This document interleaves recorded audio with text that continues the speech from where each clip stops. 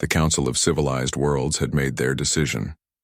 Ambassador Kane stood before the towering crystalline beings, their forms shimmering with barely contained energy as they delivered humanity's sentence. The species known as humans are hereby expelled from core space, declared Prime Counselor Vex, his voice resonating through the Grand Chamber. Your aggressive tendencies and unpredictable nature pose a threat to galactic stability. You have 72 standard hours to evacuate all human presence from the inner systems. Kane kept his expression neutral despite the rage building within him. Around the chamber, representatives from dozens of species watched with a mixture of satisfaction and indifference.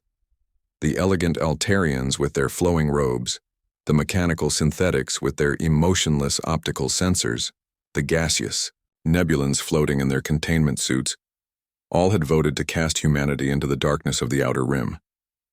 We understand, Kane replied simply. Humanity will comply with the Council's decision.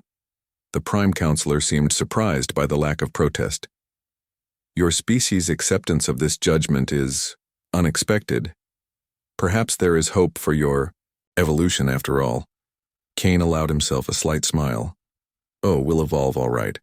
Within days, the Great Exodus began. Human ships by the thousands departed from core worlds, carrying with them not just people, but entire industries, research facilities, and most importantly, their unbreakable spirit. The other species watched with relief as the troublesome humans disappeared beyond the Boundary Nebula into the lawless expanse of the Outer Rim. What they didn't expect was silence. For 20 years, not a single human ship appeared in core space. No trade requests, no diplomatic overtures, no angry demands for readmission. The humans had simply vanished, and the galaxy had moved on.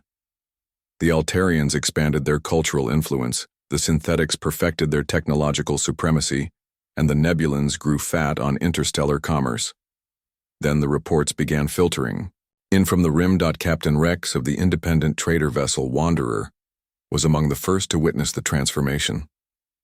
His ship had suffered engine failure while carrying medical supplies to a frontier colony, forcing him to seek help at what used to be a human outpost. What he found defied belief. Where once stood a ramshackle collection of prefabricated shelters, now rose a gleaming metropolis. Massive orbital stations surrounded a terraformed world, their surfaces bristling with defensive platforms and industrial complexes.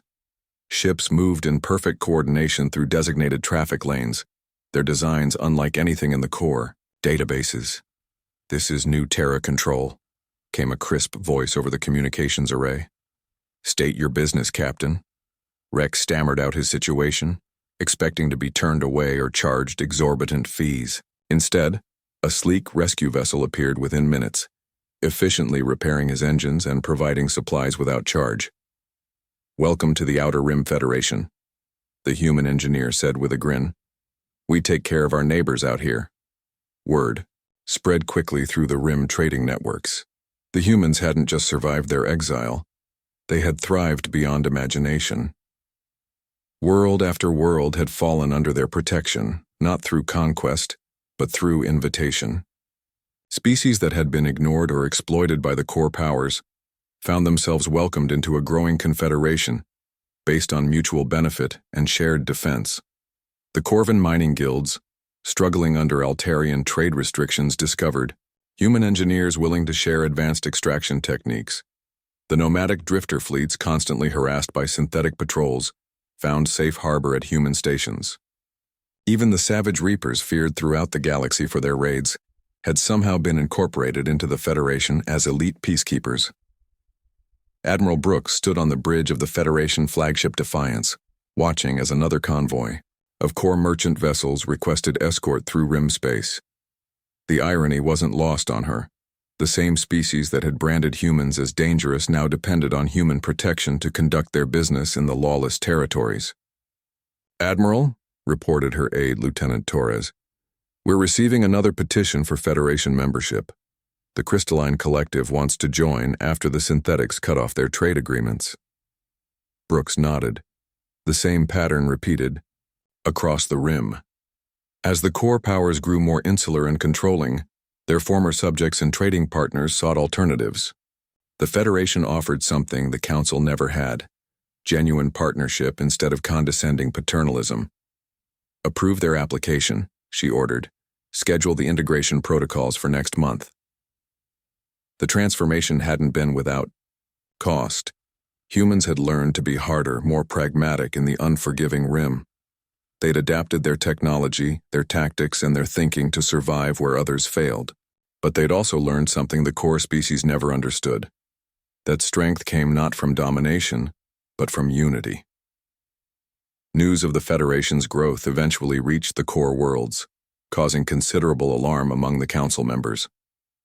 Emergency sessions were called, military buildups authorized, and stern warnings issued about human expansionism. The humans' response was characteristically direct. "We're not expanding into core space," Ambassador Kane's successor, Director Hayes, transmitted during a rare diplomatic exchange.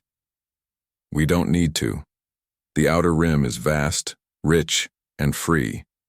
Everything the core once controlled out here now stands with us willingly."